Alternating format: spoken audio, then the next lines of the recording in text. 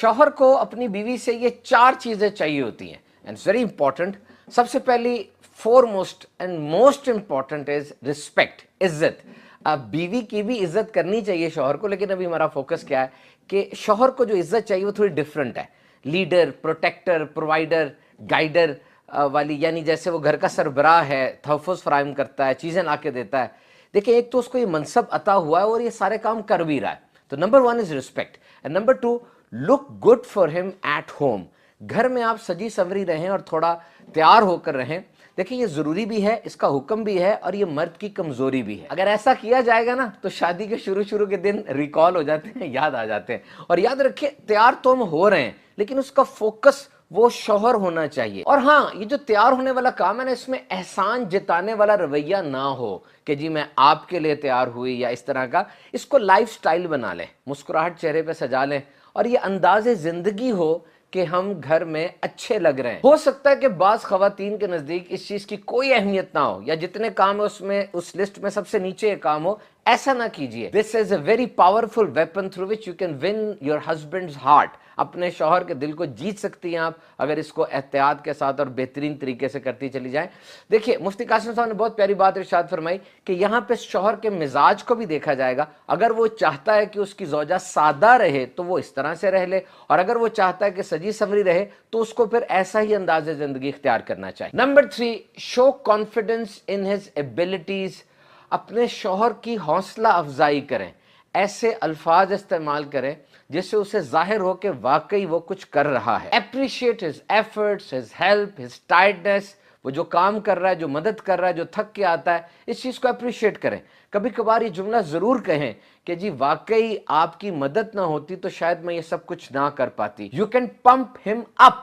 इस तरीके से आप एक नई एनर्जी भर देती हैं अपनी शौहर के अंदर और वो बहुत अच्छे अंदाज से आपको सर्व करेगा और इन्वॉल्व होगा घर के मामला। नंबर 3, इधर की उधर उधर की इधर। यानी अब जो आपका खानदान बना, आपकी सास है, ससुर है, नंद हैं और घर के दीगर अफराद हैं, इनके बारे में बातें, इनके बारे में कोई लूज टॉक वो अपने पहले वाले घर में जो आपके अपने सके माँ बाप है, बहन भाई हैं, उनके साथ ना करें।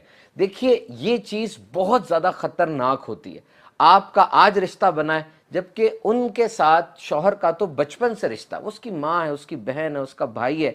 तो अगर ये बातें इधर की उधर उधर की इधर ज़्यादा होती चली जाएंगी तो फिर बॉन्ड आपका मजबूत नहीं हो पाएगा। शौहर का दिल जीतने का सबसे डायरेक्ट रूट ये है कि उसके ख़ानदान के बारे में लूज टॉक अपने घर जाकर ना की जाए। And number 4, physical touch. औरत की तरफ से इनिशिएट किया जाएगा तो मर्द को ये बात बहुत अच्छी लगे। Remember, women is the primary care giver. औरत घर में तहफ़्फ़ुज़ देने वाली, ख्याल रखने वाली पहली ये रुकन है घर की, क्योंकि इसके अंदर जो फितरती चीज़ें हैं ये ख्याल रखती है, अपने आप को हालात में ढाल लेती है, तकलीफ पे सब्र करती है, मिजाज में इसके नरमी होती है, जल्दी मुतासिर हो जाती है। ये चीज़ें बिल्ट इन हैं। तो इसीलिए घर के अंदर तहफ़्फ़ुज़ फराहम करना, ख्याल रखना, ये औरत की प्राइमरी रिस्पॉन्सिबिलिटी है। बच्चे भी जब घर आते हैं स्कूल कॉलेज से आते साथ ही अम्मी जी यूं करते हैं और बस आवाज़ सुननी होती है, दिल को सुकून आ जाता है। मर्द भी जब आता है अपनी बीवी को देखता है और फिर उसके साथ जो लवाजमात और हाजात होती हैं उसको भी वो सुकून पहुँचाती है। So remember one thing, your husband is your project.